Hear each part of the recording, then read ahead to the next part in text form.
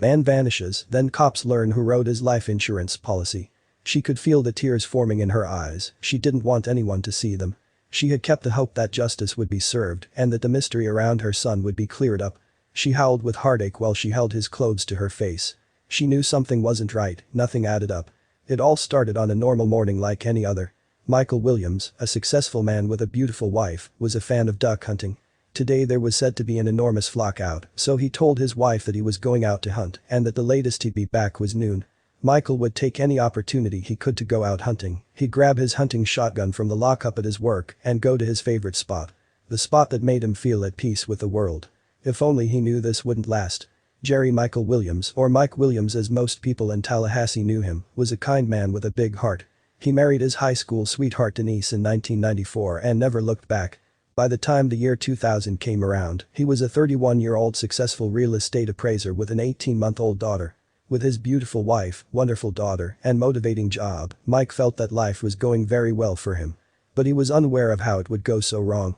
Michael's favorite spot to hunt ducks was Lake Seminole, near Tallahassee in Florida, and was home to plenty of ducks to make his hunting interesting. This was the place that Mike had driven out to where he could get some alone time while he hunted. Michael liked going out to the lake to think. He would think about his wife, even though clearly their marriage wasn't working out anymore, he stayed with her for their 18-month-old daughter. But today it was their 6th-year wedding anniversary, and he thought maybe he could try and fix things with his wife. He was planning a wonderful day for his wife once he got back from the lake. Soon noon passed, and there was no sign of Michael. His wife Denise starts to worry and calls her father and Michael's best friend, Brian Winchester. The two men set out to search for Michael, but it's dark and the cold weather is making it hard to continue.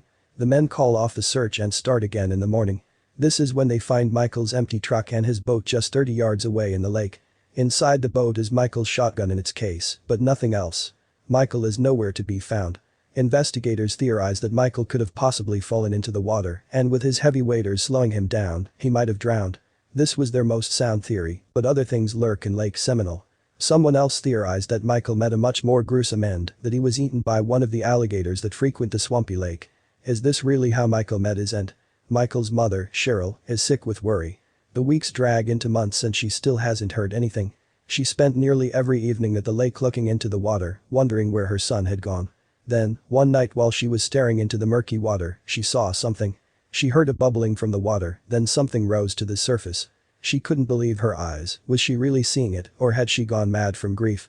Like something out of a horror film, she saw it slowly drift right to the edge of the lake. Cheryl quickly snatched it out of the water.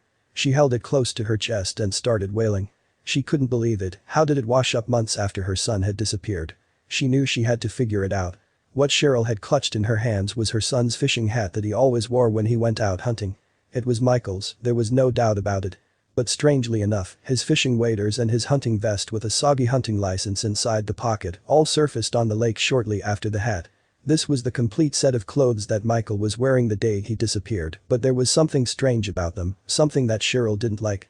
The strangest thing about the clothing was that they were in remarkable condition when they were found. They would have been at the bottom of Lake Seminole for months before they surfaced. Even his hunting license was fine, other than being soggy from the water. People believed that the license would have disintegrated after that much time underwater. But the widowed Denise didn't seem to focus on that aspect of the find.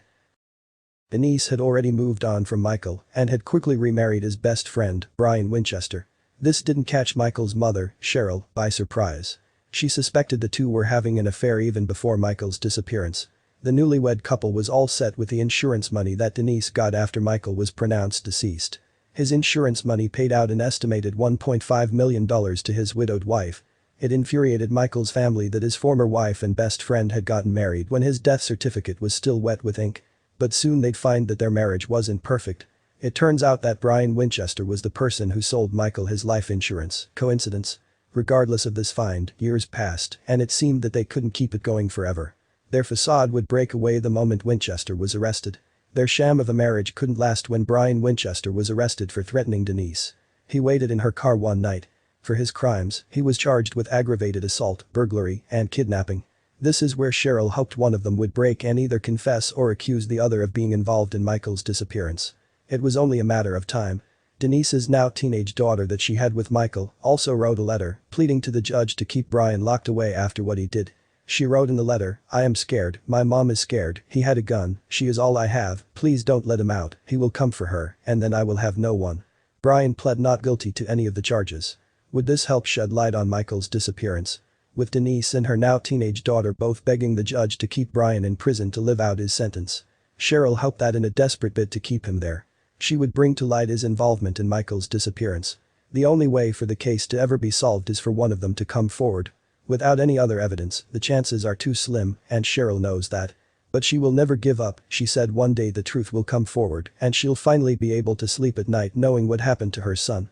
But until then, the mysterious disappearance of Jerry Michael Williams at Lake Seminole will be present in the minds of the fishermen and hunters that go to the lake today.